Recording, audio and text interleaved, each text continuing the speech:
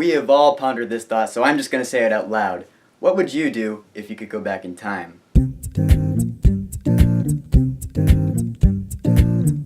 Project Almanac. So Project Almanac is a found footage movie that is, first of all, produced by Michael Bay and a couple of other guys, Andrew Form and Bradley Fuller. Basically, I just call them Michael Bay and his team. These are the guys who produced last summer's Teenage Mutant Ninja Turtles movie and that movie Ouija that just came out this past October. So when I heard that these guys are going to be producing this movie, I thought, oh, this movie's probably not going to be too good. That kind of bummed me out because the trailers for this movie actually intrigued me a little bit, got my attention. The trailers made it look pretty cool actually, so I walked into the theater not really knowing what to expect. So, is the movie good? Well, first of all, what's this movie about anyways? So Project Almanac revolves around this group of kids in high school. One of the kids, his name is David. He discovers that his dad has hidden plans for a working time machine in the basement. So he grabs his sister and a couple of his friends and they have fun with this time machine. They go back in time and they fix mistakes they've made in the past and they do all sorts of shit. And you know how this works by now. Things go awry and crazy because when you mess with time, guess what?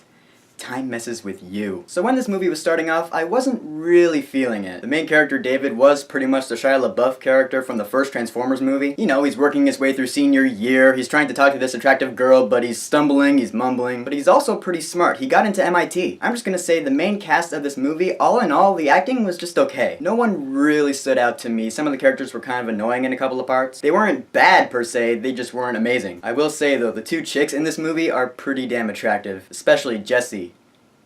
Anyways, I wasn't really feeling this movie until they started going back in time and doing shit. From there, the movie actually started getting kind of enjoyable. Yeah, you heard me right. A movie produced by Michael Bay and his team was actually pretty enjoyable. Because at first, they start out pretty small, like they retake school exams that they failed at first, but this time they ace it. They stand up to their bullies, that scene was pretty cool. And then they start doing bigger stuff, like winning the lottery and buying expensive cars. The movie did remind me of Chronicle in that respect, except instead of psychic powers, it's time travel this time around. And as the movie was going along, I have to admit, I really didn't hate any of it. When things started going out of control, I actually felt pretty scared for the characters, which is weird. Because like I said, the characters themselves weren't too interesting, but I did feel kind of attached to them. It's probably because they were pretty relatable. I mean, come on, they're kids in high school. So when shit hit the fan, it actually got to me. I felt the gravity of the situation. You see that when you go back in time and change the course of natural history, there are consequences that you will now have to deal with. And sometimes they can be pretty fatal. Now, of course, there are a few flaws with this movie. Some things kind of had me scratching my head a little bit going, wait, does that really work like that? I think some things in this movie were not thought completely through. The characters go back in time quite a few times in this movie, and every time they do change the course of history. So you kind of have to keep up with it, like, okay, if you're changing this, that means this is gonna be like this now, and that's gonna be like that, and I kind of got a little confused along the way. It didn't get too complicated, it didn't completely lose me, just a little bit. I could tell that this was a first-time director at the helm of this movie, and I was right. Dean Israelite has directed a couple of short films, but this is his first feature-length film, and it's pretty easy to tell.